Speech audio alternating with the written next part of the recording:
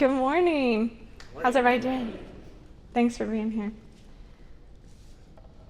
So I Googled, what are the odds of being alive? And Google said the odds are about 10 to the 2.7 millionth power. Now, I don't know about you. I'm going to show you some colors person, but those numbers kind of like spin around in my head, right? So that's actually 10 with 2.7 million zeros after it. If you're wondering if you're a breathing miracle, you are. And there's a vibrant light that lives inside of you, and your body tells that story. And I want to talk about that story today and talk about this radiating creative light that's inside all of us. So this is vibrant, creativity and the human body. Let's find the light within. If you know me, you know I love art and you know I love science. I love combining the two.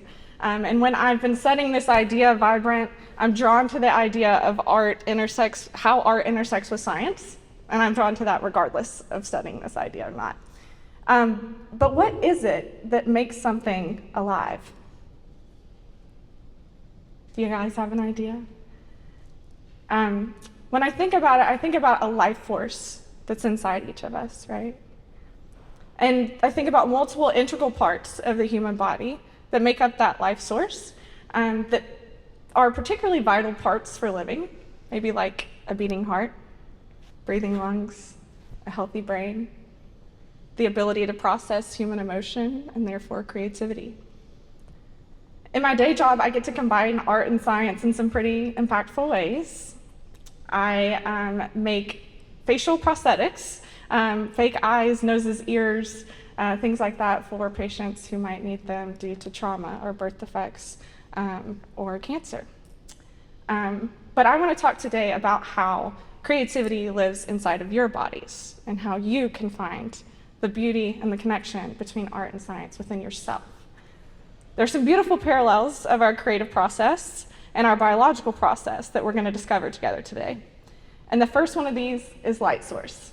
So how many of you have drawn a sphere very similar to this in one of your early art classes? Yes.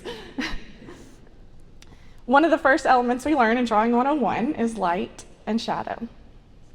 And the very first step to finding this, what do we have to do to find the light source? We have to look at the object, right? So let's take that parallel and let's look at the object. I want you to take a second. I know this will be awkward, but take a look at your neighbor. I want you guys to lock eye contact. And I want you to look at the sphere that is their eyes. Do you see the highlight? Do you see the life force that's within?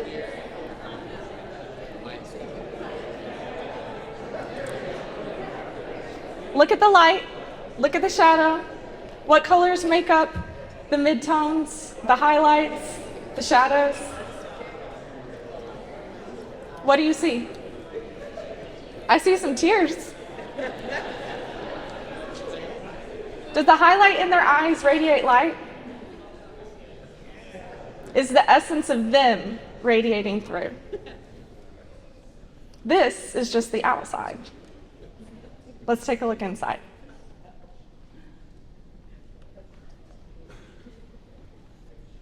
When we look at the creative process, it often starts with a spark, inspiration, right? Inspire can be defined as to fill something or someone with the urge or the ability to do something. Many of you in here today have inspired me, just like Sully said, to do things like run, to do things like be spicy. We all were here last month. To dance, to connect, to love. And I want to look at another definition of the word inspire, a more biological one. Inspire actually means to inhale, to breathe in. How beautiful is that? When we're feeling uninspired, lacking in that creative spark, what a beautiful picture that it is built into our own body to remember to breathe. Now let's all take a big cleansing breath together. Ready? Inhale. Exhale.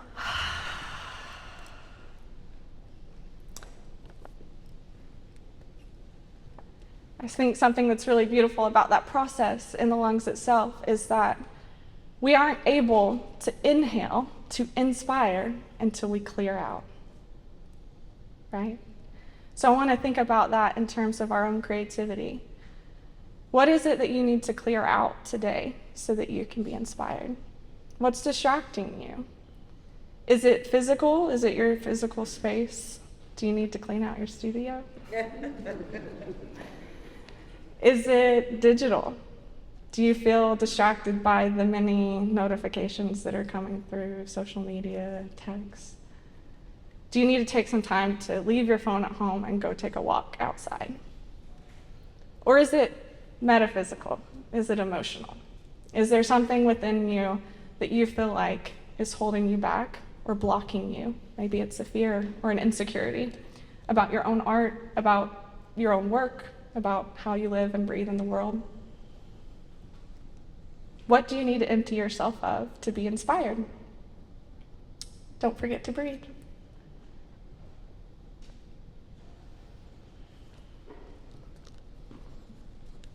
All right, let's look at the next body part that's vital. I had an anatomy professor in undergrad, and she talked about, a beating heart is life, but so is a healthy brain, right? And if we don't have a healthy brain, oftentimes we don't have a healthy life. So the brain is super important for vibrancy, for vitality. When scientists have studied creativity in the brain, they found something that I think is super interesting. It's a beautiful picture of creativity itself, actually. I think a lot of creativity can be distilled down into this idea of connecting two seemingly unrelated ideas, right? And I know a lot of you in this room are probably really good at that. And in the human brain, it actually tells the same story. Creativity seems to involve the coupling of disparate brain regions. Specifically, creativity often involves a coordination between the cognitive control network up here, which is involved in executive functioning, such as planning and problem solving, and the default mode network, which is most active during mind wandering and daydreaming. And the cooperation of those two networks is actually a unique feature of creativity itself. These two systems are usually antagonistic. They rarely work together. But when studying creativity, they see in the brain that they actually it's one instance where they do. They work together. How cool is that? The picture of our brain of how creativity actually is what it is in our life.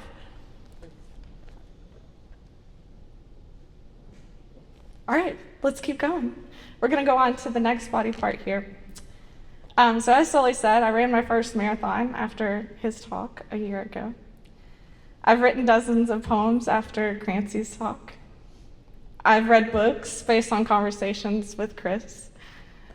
I've had many conversations with people in this room that I'm seeing their eyes right now, looking at their objects, and felt creativity, felt a connection with the people here. And I think that is the heart of Creative Mornings, but I think it's not only the heart of Creative Mornings, but I want to take a look at our biological heart and how it works. I'm going to play a short video for us to take a look at this. Or not. Okay, so essentially in the video, what it's showing is this heart. It's a beating heart cell in a petri dish, right? It's one muscle cell. And when it beats, it's spontaneous, it's chaotic, right? It doesn't have rhythm. And it actually only takes one other human heart cell to create rhythm. So once you see that heart cell next to the other one, starts to create a vibe, a beat, a rhythm. Super vital for life, right? To have the right rhythm of your heart beating. But I think it's also just a great picture showing we were made for community. We were made to have the soulies in our life, the people around us that are inspiring us to do more.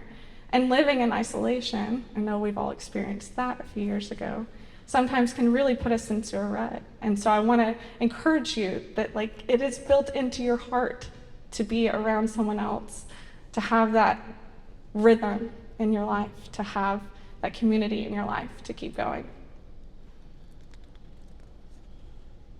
All right, let's look at the last part of this life force that I want to talk about today, our emotions and how they connect to our creativity.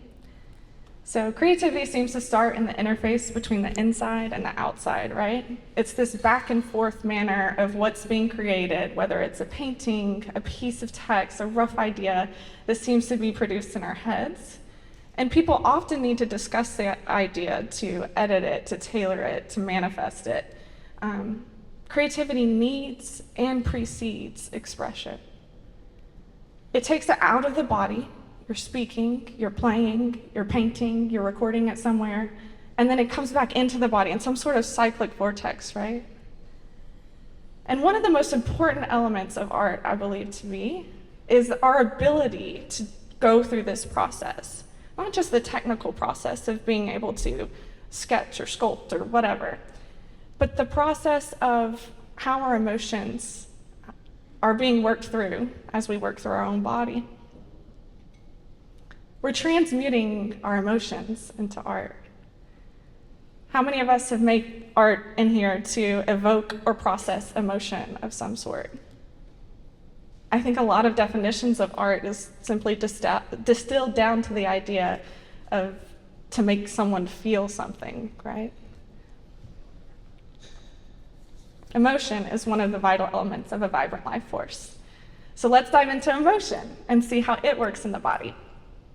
So something that blew my mind when I was studying this is that emotions aren't 100% cognitive. What does that mean? I think it means that it doesn't necessarily, you think it in your brain and then you feel something in your body. What they've studied is many emotions are actually perceptions to changes in the body itself. So our body is vital for us to not only feel, but process emotions. Many emotions start in the thalamus, and these hormones create a response in the body, and it cannot be separated. Fear, for instance, is often a combination of epinephrine and his buddy norepinephrine, and their job is to beat our heart faster, constrict our blood vessels, send blood to our muscles, and get us out of danger. So why is this interesting? If our creativity stems from our emotions, and our emotions are tied to our body, we can be grounded in the knowledge that we're here for a reason, and that reason is to feel and to create. Science proves that creativity is actually a uniquely human experience. It's what separates us from all other species. How cool is that? It reminds us that this creative drive that lives inside of us is here for a reason, and it's an innately human attribute. That can be so grounding when we feel like we don't know what to do with it.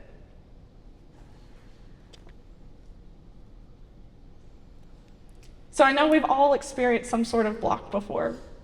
And this is something that I talked about with Chris this week, was what is it that blocks our vibrancy?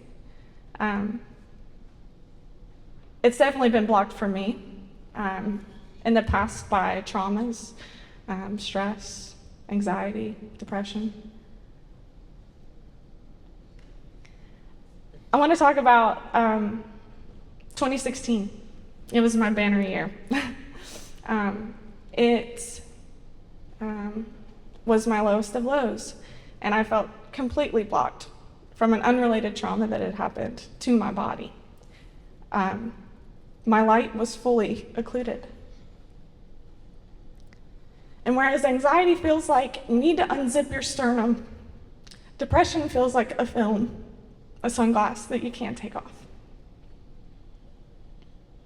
It's a fog that doesn't seem to clear sometimes, and it affects your every perspective. Something that I learned in therapy, I want us all to do together now, and I want us to, come back to the body. So what we're going to do now is a little guided meditation, and I want you to close your eyes, and I want you to put your hand over your heart.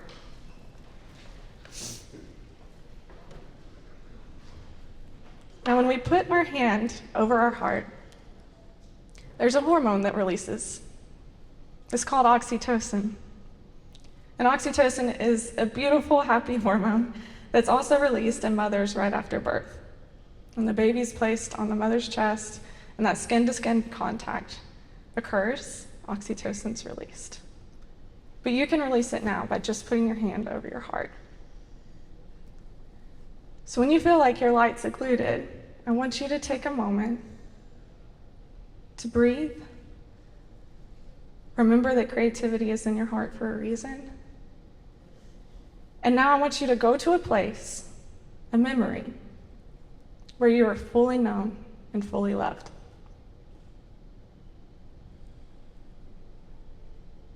Where are you sitting? Are you inside? Are you outside? Who's with you? What are you talking about? Are you saying anything at all? What does it smell like? You are fully known and you are fully loved.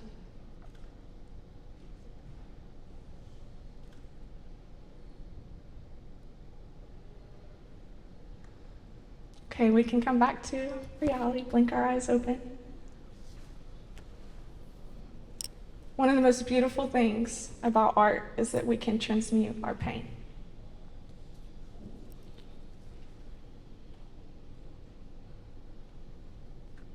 Art heals.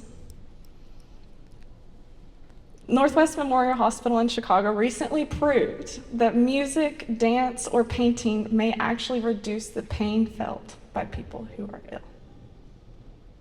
We know that, right? We know that makes us feel better, but how beautiful it is that we have this science to back it up. And how beautiful it is that our body is built to create work through what is blocking us and to heal ourselves and to heal others. What made the blues singers so great is that they were able to state all the problems they ever had, but at the same time, they were standing outside of their problems and they could look at them. And in that way, they had them beat. Indeed, the blues is a holy science, as is poetry, painting, dance, and other forms of creative expression. It is, and they are, a form of alchemy, which allows its true practitioners to transmute their pain from their sorrow. How great it is that our own art helps us process, but helps us heal ourselves and heal others. I leave you with this. Remember the body. Be grounded in knowing that your true purpose is built within you, and it is vibrant. So let's end by listening to these words from James Baldwin, one of Chris's favorites, as we go forth in vibrant light. The longer I live, the more deeply I learn that love, whether we call it friendship or family or romance, is the work of mirroring and magnifying each other's light. Gentle work, steadfast work, life-saving work, and those moments when life and shame and sorrow occlude our own light from view. But there is still a clear-eyed, loving person to beam it back. In our best moments, we are that person for one another. Thanks.